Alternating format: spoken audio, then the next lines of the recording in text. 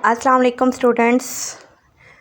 3.1 exercise हमने कर ली थी। इसमें 3.1 एक्सरसाइज में हमने सीखा था कि साइंटिफिक नोटेशन को मतलब एक ऑर्डिनरी नोटेशन को साइंटिफिक नोटेशन में किस तरह हम कन्वर्ट करते हैं, इसी तरह साइंटिफिक नोटेशन को ऑर्डिनरी नोटेशन में किस तरह कन्वर्ट करते हैं। आगे चलते हैं। लॉग का चैप्टर बहुत इंटरेस्टिंग चैप्टर है। सबसे पहले लॉग जो है, मैंने आपको लास्ट टाइम भी बताया था, लास्ट वीडियो में भी बताया था कि हम दो तरह के लॉग थे। जो सबसे पहला लॉग जो इंट्रोड्यूस हुआ था वो जॉन नेपियर ने करवाया था, और उसमें जो उसने बेस यूज़ की थी उसने ई बेस यूज़ की थी, और उसको क्या कहते हैं, नेचुरल लॉगरिथम्स कहते हैं। और इसी तरह जो लॉग इंट्रोड्यूस करवाया था हेनरी ब्रिग्स ने, जो कि इंग्लिश मैथमेटिशियंस हैं प्लस एस्ट्रोनॉमर्स हैं, उन्होंने जो बेस यूज़ की थी उन्होंने 10 बेस यूज़ की थी, और वो क्या है, कॉमन लॉगरिथम्स होगा। आगे चलते हैं, इसकी फॉर्म की तरफ आ जाते हैं। लॉग की फॉर्म क्या होती है? लॉग की दो तरह की फॉर्म होती है, एक उसकी लॉगरिथमिक फॉर्म होती है और दूसरी उसकी एक्सपोनेंशियल फॉर्म होती है। और इंटरेस्टिंग बात स्टूडेंट्स बताऊं कि हम लॉगरिथमिक फॉर्म को एक्सपोनेंशियल में कन्वर्ट कर सकते हैं, इसी तरह एक्सपोनेंशियल फॉर्म को लॉगरिथमिक फॉर्म में कर सकते हैं। जैसे एक हमारे पास लॉगरिथमिक फॉर्म है, उसमें क्या है, x is called log of y to the base a। हम क्या करेंगे, a पावर x लिख लेंगे, a raise to power x, और y को हम क्या कर देंगे, इक्वल के इस साइड पे ले आएंगे, सेपरेट कर देंगे। इसी तरह एक्सपोनेंशियल फॉर्म को हम लॉगरिथमिक फॉर्म में कन्वर्ट कर लेंगे। हम क्या करेंगे, लिखेंगे log y और बेस क्या ये कर देंगे और x को इक्वल के उस साइड पे ले जाएंगे।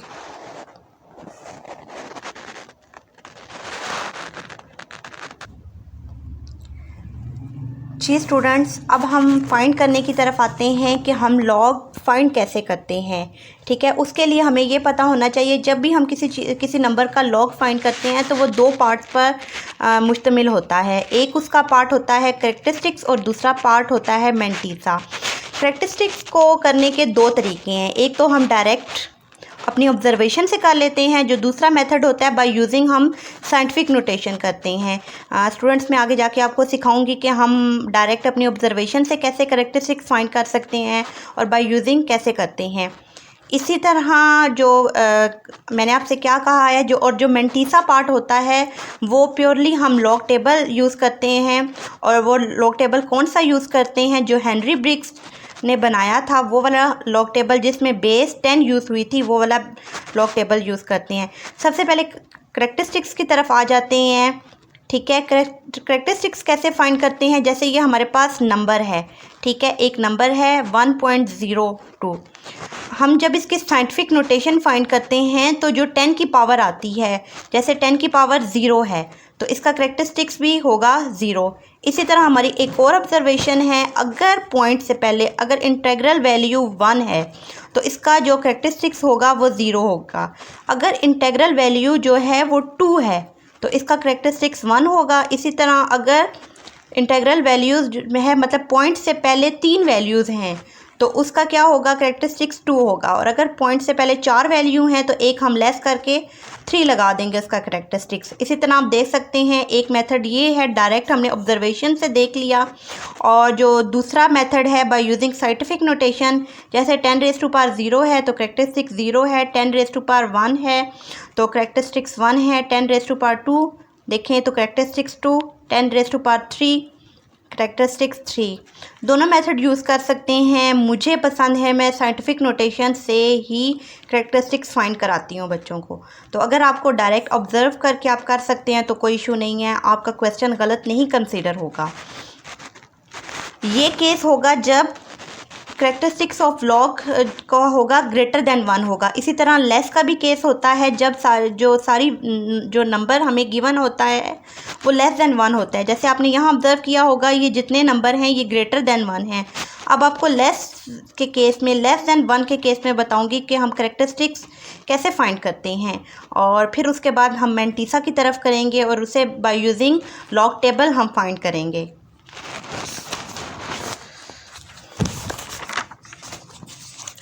जी स्टूडेंट्स, देख लें, ये नंबर जो आपको नज़र आ रहे हैं ये सारे लेस देन 1 का केस है। कोई भी नंबर जो है 1 से ग्रेटर नहीं है, तीनों नंबर क्या हैं, लेस देन 1 है। साइंटिफिक नोटेशन का एक मेथड तो यही है, एक मेथड मतलब कैरेक्टरिस्टिक्स फाइंड करने का एक मेथड यही है कि हम साइंटिफिक नोटेशन यूज़ कर लेते हैं। इस नंबर को जब हम साइंटिफिक नोटेशन में कन्वर्ट करेंगे तो इसका जो कैरेक्टरिस्टिक्स आ जाएगा वो -1, जो इसकी पावर है। अगर +1 है तो +1, -1 यहाँ है तो इसलिए -1 है। इसी तरह ये जो नंबर है इसकी जब हम साइंटिफिक नोटेशन में कन्वर्ट करेंगे तो इसका -2 आ जाएगा। इस नंबर का जो है वो क्या हो जाएगा, -3 आ जाएगा। सेकंड मेथड क्या है कि हम डायरेक्ट अपनी ऑब्जर्वेशन से कर लेते हैं। वो देखें, अगर पॉइंट से पहले, अगर मतलब यहाँ ये जो पॉइंट है, पॉइंट के बाद अगर यहाँ कोई ज़ीरो नहीं है, देखें 8 लिखा हुआ है ना, कोई ज़ीरो नहीं है, तो इसका कैरेक्टरिस्टिक्स होगा -1। अगर पॉइंट से के बाद देखें ये वैल्यू यहाँ है 0 और फिर 2 है, तो एक ज़ीरो है तो इसका कैरेक्टरिस्टिक्स होगा -2। यहाँ देख लें पॉइंट के बाद 2 ज़ीरो हैं तो इसका कैरेक्टरिस्टिक्स क्या हो जाएगा, -3। जी स्टूडेंट्स, आपको मैंने बता दिया है कि लेस देन 1 के केस में हम कैरेक्टरिस्टिक्स कैसे फाइंड करते हैं। 2 मेथड होते हैं, एक डायरेक्ट हमने ऑब्ज़र्व कर लिया और जो दूसरा मेथड है बाय यूजिंग साइंटिफिक नोटेशन है।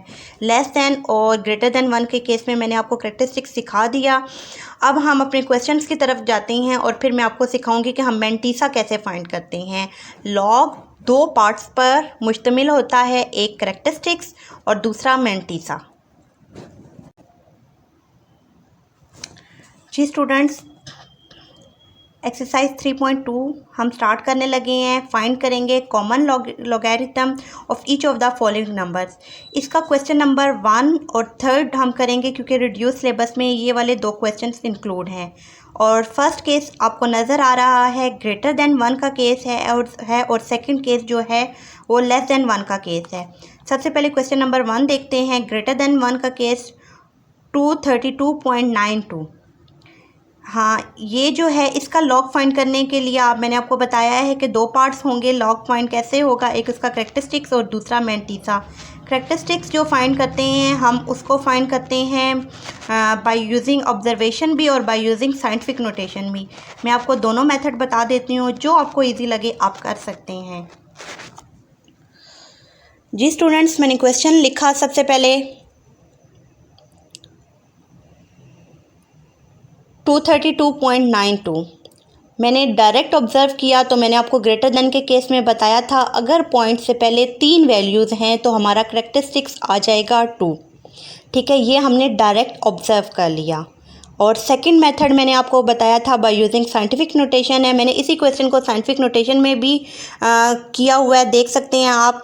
पॉइंट 92 को सबसे पहले मैं इसके पॉइंट ख़त्म रिमूव कर लूँगी तो 100 आ जाएगा। 100 का क्या मतलब है, 10 raise to power 2। 10 raise to power 2 को जब मैं न्यूमिनेटर में लेके आऊँगी तो 10 रेज़ टू पावर -2 आ जाएगा। ये वैल्यू ऐसे ही आ जाएगी। अब हमें साइंटिफिक नोटेशन का पता है कि एक नॉन ज़ीरो वैल्यू के बाद यहाँ पॉइंट आए तो तब हमारी साइंटिफिक नोटेशन बनती है। तो अब हमने 2 के बाद पॉइंट लगा लिया। देखें 2 के बाद पॉइंट लगाने के बाद पॉइंट के इस तरफ जितने वैल्यूज़ हैं उतने हमने 10 की पावर बना लेनी है। 1 2 3 4 वैल्यूज़ हैं तो 10 रेज़ टू पावर 4 बना लिया। अब मैंने 10 raise to power 4 and multiply 10 raise to power -2 को सॉल्व करना है। 4 - 2 10 रेज़ टू पावर 2। ये देख लें, यहाँ से भी मैं ले सकती हूँ अपना कैरेक्टरिस्टिक्स और अब डायरेक्ट भी ऑब्ज़र्व कर सकती हूँ। ठीक है, तो इसका मतलब है यहाँ से भी जो मैंने साइंटिफिक नोटेशन यूज़ की तब भी मेरा कैरेक्टरिस्टिक्स 2 आया है और by using scientific direct observation भी मेरा कैरेक्टरिस्टिक्स 2 आया है। मैंटीसा मैंने आपसे क्या बताया था, जो हेनरी ब्रिग्स ने, जो कि इंग्लिश मैथमेटिशियंस हैं, उन्होंने जो टेबल इंट्रोड्यूस कराया था हम उससे फाइंड करेंगे। जी स्टूडेंट्स, मैंने आपको कैरेक्टरिस्टिक्स फाइंड करने के 2 मेथड बता दिए हैं। अब हम मैंटीसा फाइंड करेंगे और उसे बाय यूजिंग लॉग टेबल करेंगे। देखें हमारी वैल्यू क्या है, 23 को देखें मैं कैसे टेबल में फाइंड करती हूँ। और फिर 23 को मैं, ये देखें ये टेबल है मेरे पास, लॉग टेबल है। आपको याद है ये लॉग टेबल किसने बनाया था? ये लॉग टेबल बनाया था हेनरी ब्रिग्स ने। ठीक है, सबसे पहले 23 को हम देखेंगे। 23 ये देखें ये 23 आ गया, ठीक है। अब 23 के बाद हमारी नेक्स्ट वैल्यू है 2, मींस हमने यहाँ 23 सबसे पहले फाइंड करना है और फिर 0 1 2 2 के साथ नीचे आना है, ठीक है। तो मेरी यहाँ 23 और 2 पे जो मैंने वैल्यू देखी है वो क्या है 36 और 55, ठीक है, 3655। तो मैंने क्या लिख लिया सबसे पहले मैंटीसा में 36 55। उसके बाद मेरी अगली वैल्यू है 9। देखिए 9 के बाद ये और भी आ गया एक टेबल। अब यहाँ 0 1 2 3 4 9 में देखेंगे, 9 में नीचे जाएंगे कि 36 के सामने ये 23 के सामने क्या है 17 है। तो मैं क्या करूँगी 36 55 में प्लस कर लूँगी 17। जब इन दोनों को ऐड कर लूँगी तो मेरे पास 36 72 आ जाएगा। मैंने क्या कहा था कि लॉग किसी भी नंबर का जो लॉग होता है वो 2 पार्ट्स पे मुश्तमिल होता है, करैक्टरिस्टिक्स एंड मैंटीसा। अब हम इन 2 पार्ट्स को ज्वाइन कर देंगे तो हमें उस नंबर का लॉग हासिल हो जाएगा। जैसे लॉग 232.92, जब मैंने इसका करैक्टरिस्टिक्स लिखा पॉइंट डाला और 36 72, लॉग 232.92 इज इक्वल टू 2, क्या इसका लॉग हो जाएगा 2.3672। जी students, question number 1 greater than का केस मैंने आपको समझा दिया है, ग्रेटर देन 1 का केस। अब हम क्वेश्चन नंबर 3 देखते हैं, पार्ट 3 देखते हैं जो लेस देन का केस है। हमारे पास जो वैल्यू है 0.00032 है, ठीक है। ये आप देख सकते हैं कि ये वैल्यू जो है ये लेस देन 1 है। मैंने आपसे बताया था कि जब लेस देन का केस होता है तो हम पॉइंट के इस तरफ जो ज़ीरो हैं, ठीक है, हमने उन ज़ीरो को काउंट करना होता है। अगर वो 3 है तो हमारा करैक्टरिस्टिक्स 4 आएगा। और एक मेथड तो ये है हमने डायरेक्ट ऑब्जर्व कर लिया, और दूसरा मेथड हमने बाय यूजिंग साइंटिफिक नोटेशन किया है।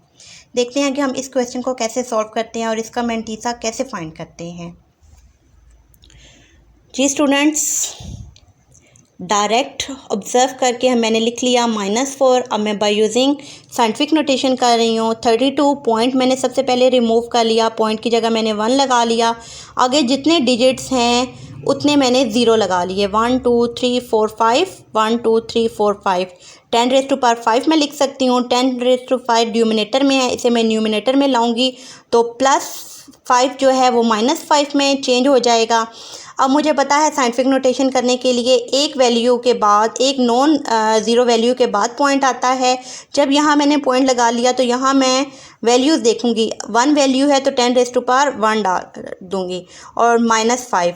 अब मैं इन दोनों को सॉल्व कर रही हूँ। 3.2 मल्टीप्लाई बाई 10⁻1 -5, 1 -5 जब सॉल्व करूँगी तो -4 आ जाएगा। यहाँ भी मेरा जो करैक्टरिस्टिक्स है वो -4 है, और अगर मैं डायरेक्ट ऑब्जर्व किया है उसमें भी जो करैक्टरिस्टिक्स है वो -4 है। मैंटीसा देखते हैं कि इस क्वेश्चन का मैंटीसा हम कैसे फाइंड करते हैं। जी स्टूडेंट्स, सबसे पहले अगर मैं यहाँ से वैल्यू लूँ तो इसमें जो मुझे वैल्यू नज़र आ रही है, जो मतलब हम टेबल में फाइंड कर सकते हैं। टेबल देखें स्टार्ट कहाँ से होता है, 10 से स्टार्ट होता है। मतलब जो मैंने वैल्यू लेनी है वो जो मिनिमम वैल्यू जो है वो 10 है, तो 0 0 मेरे किसी काम के नहीं है। 32 एक ऐसा नंबर है जिसे मैं टेबल में फाइंड कर सकती हूँ, तो मैं 32 को लॉग टेबल में फाइंड करती हूँ। 32 ये है। 32 के क्योंकि उसके आगे कोई वैल्यू नहीं है तो 32 को मैं ज़ीरो में ही चेक करूँगी। 32 के ज़ीरो में लिखा हुआ है 50 51, ठीक है, तो यही मेरा मैंटीसा होगा 50 51। मैंटीसा मेरा क्या हो गया 50 51। अब मैं कंबाइन कर लूँगी करैक्टरिस्टिक्स और मैंटीसा को, तो मेरा लॉग आ जाएगा।